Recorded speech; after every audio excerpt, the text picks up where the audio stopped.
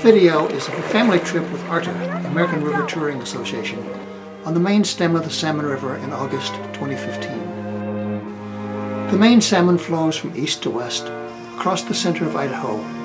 Most of its watershed lies within the 2.5 million acre Frank Church River of No Return Wilderness area, which, together with the adjacent 1.3 million acre Selway Bitterroot Wilderness, makes up the largest contiguous wilderness in the lower 48 states. The Salmon River Canyon is actually deeper than the Grand Canyon of the Colorado, but instead of sheer rock cliffs, the walls of the salmon tend to be steep, grassy, or forested hillsides. The name River of No Return was given to the salmon by native people, who said that no one who went down the river ever came back. Lewis and Clark tried to go down the river in 1805 on their way to the Pacific, despite warnings about its dangers, but only went a few miles before turning back. Instead, they went north to the Lobo Pass.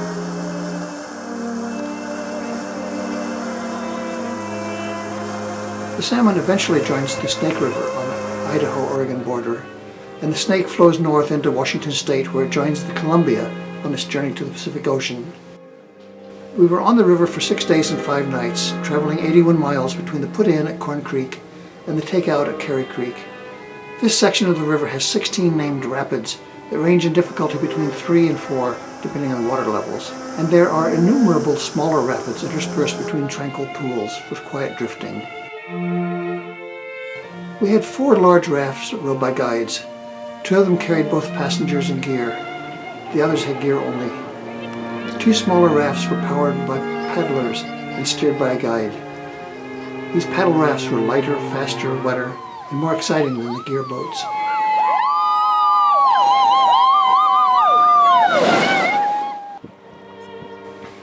We also had 6 inflatable kayaks or rubber duckies and 1 stand-up paddleboard. The kids particularly enjoyed the duckies, which gave a thrilling ride over roller coaster standing waves.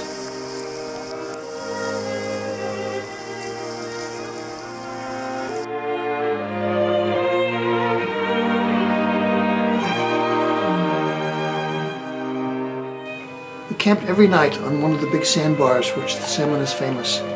We generally set up tents at night, just in case, but most of us slept outside under the stars. Bugs weren't a problem in this dry climate, and we only had rain for a few hours one morning.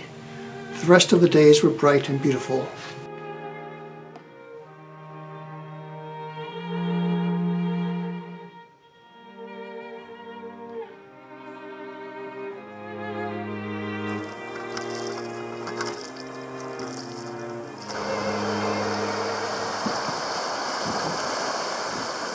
The salmon is warmer and more inviting for swimming than many mountain rivers. The kids had a wonderful time in and out of the water.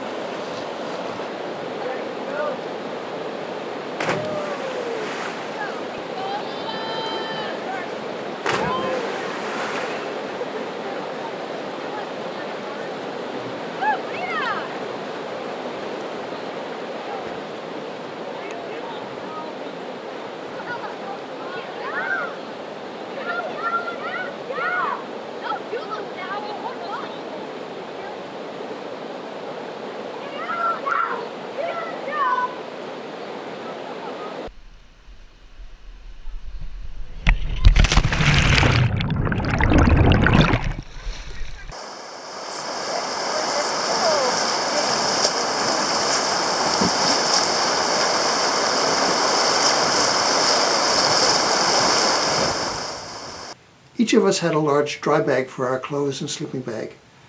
When we reached the campsite each day, there'd be a fire line to unload the rafts.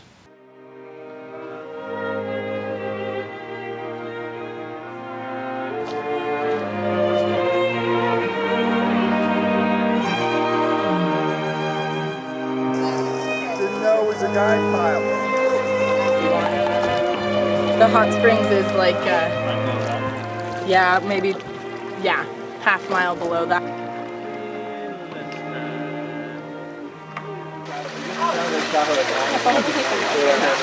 I'm standing up right now.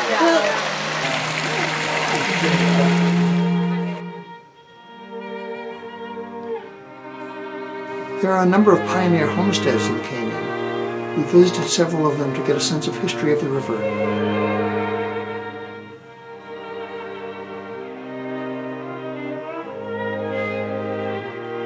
We just prayed it would be over.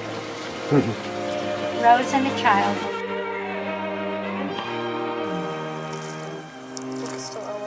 At Buckskin Bill's place, it's a tradition to paint your toenails.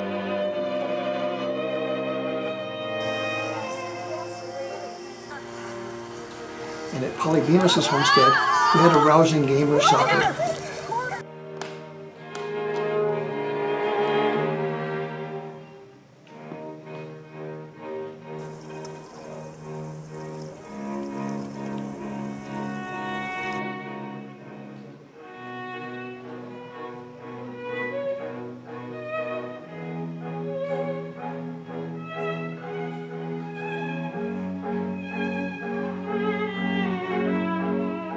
The guides cooked delicious gourmet meals.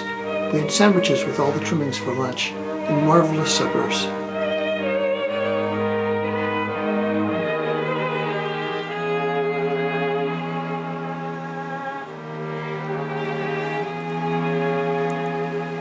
Just gone viral.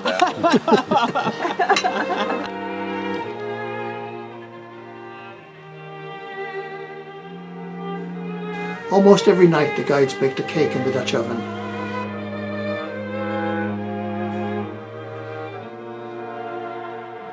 The last night on the river is traditionally dress-up night. A hamper of costumes appears, and fantastic outfits are created. It's also a night for steaks, pineapple upside-down cake, and s'mores over the campfire.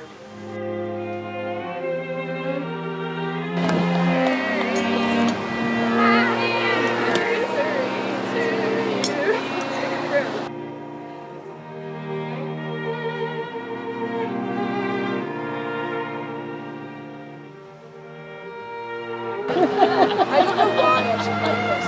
I don't want. Then about noon of the last day, we got to the takeout.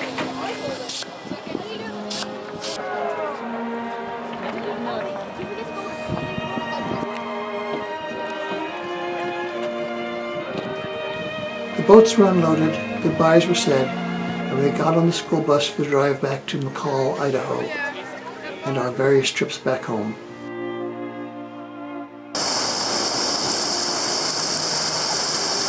It was a fabulous adventure, and we're grateful to our expert guides, Izzy, Jack, Heather, Tess, Emma, and Katie, for a fantastic experience that we'll never forget. B is very, very extra.